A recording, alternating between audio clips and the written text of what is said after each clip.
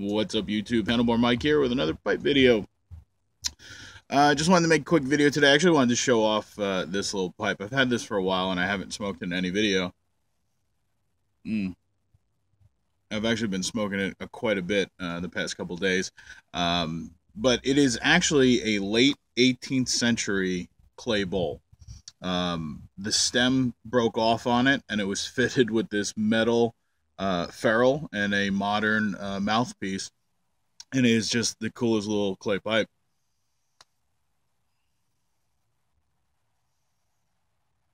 It's got a great bowl size. It's not a small bowl size like some of my other clay pipes are, so it can get a nice long hour and a half smoke out of this, depending on what tobacco you have in it.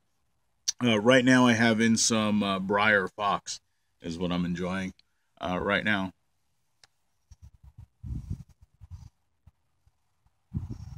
But I just absolutely love the overall size of this and the way it smokes, and the fact that this bowl is insanely old.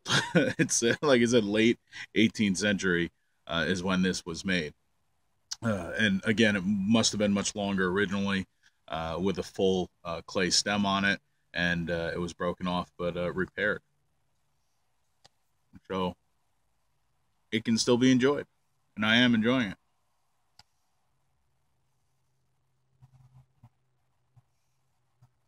Also want to do a quick VR to Amy Mack here. Amy asked a couple of questions over at on her YouTube channel. Asked questions about cigars, tampers, and Lakeland tobaccos. I haven't tried any Lakeland tobaccos yet. I want to. They interest me. The the description of old lady perfume or smoking an old lady is very interesting perspective.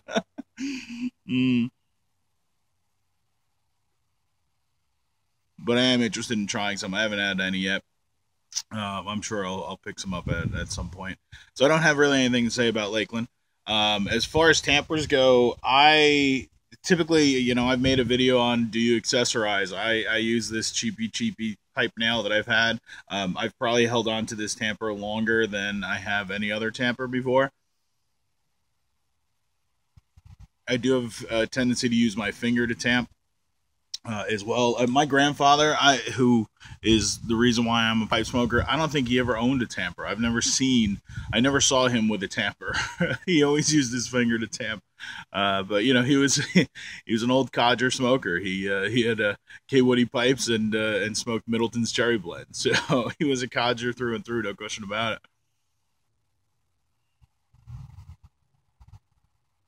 So as far as tampers go, I was thinking about maybe making a tamper or whatever. I don't know. We'll see. Like I said, the pipe nail is what I've been grabbing, and surprisingly, I haven't lost this yet.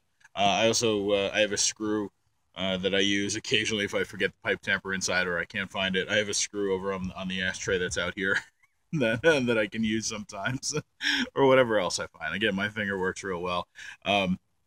I always burn myself when I use my finger, and I don't learn. I never learn, but I'll use it. I continue to use it. And then the last question was about cigars, about Cuban cigars. I have had Cuban cigars in the past. Yes, they have a distinct taste. It's a regional product, right? So Cuba is an island, so it's going to have a different soil makeup than other places around it, especially because of the fact that it's an island. So there is definitely a regionality to the tobacco taste and the tobacco flavors. The big thing when it comes to Cuban cigars is, in my opinion at least, all the incredible blenders and world-renowned cigar families and whatnot, they all fled Cuba as soon as the industry got taken over. So you have these incredibly talented individuals that went to other places in South America and created an industry, the cigar industry in South America as well. So you had this huge talent. I can grow grapes. Can I turn it into a fine wine? No, I'm not an expert in that. I can grow tobacco. Doesn't mean I can blend it properly and roll it properly and so forth and so on. So the big thing is the blending of it is I think what Cuba kind of had to rebuild, I guess, once that industry what happened in that industry and whatnot. So there's definitely a regionality, and at this point, obviously there is taste profiles that are within Cuban cigars. Are they worth the money, in my opinion? Not really. They're a nice treat every now and then, but there is incredible cigars, absolutely incredible cigars coming out from companies like CEAO and Fuente, Otoro Fuente, and uh, Patron. The Patron, the anniversary, the 64s and the 26s or whatever. Those things are incredible. I'll put them head to head with a Cuban cigar any day. Those and you're in the same price point. You're in a $20 to $30 price point or whatever. With those type of cigars.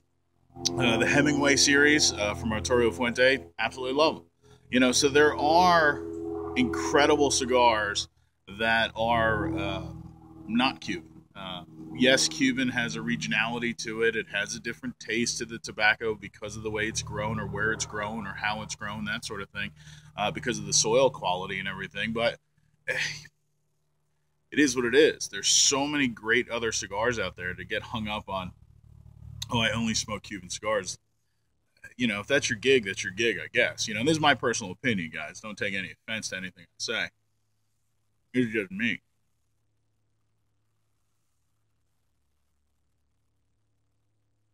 And being from the States, yeah, there was always the allure of a Cuban cigar because it was illegal here because of our damn embargo and all that crap. The rest of the world had access to them. We don't, though. Or we didn't. Now we're hopefully coming around to it. So I think here in the States, there's always been that, ooh, it's illegal. It's got to be better, shit like that.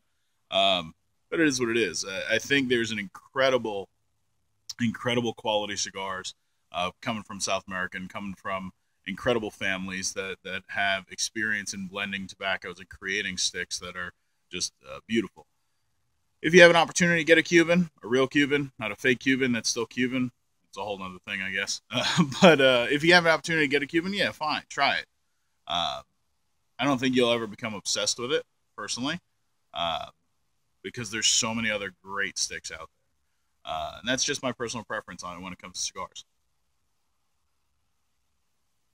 But Amy, if you get into cigars, understand cigars can be as crazy as pipe smoking as far as collecting goes.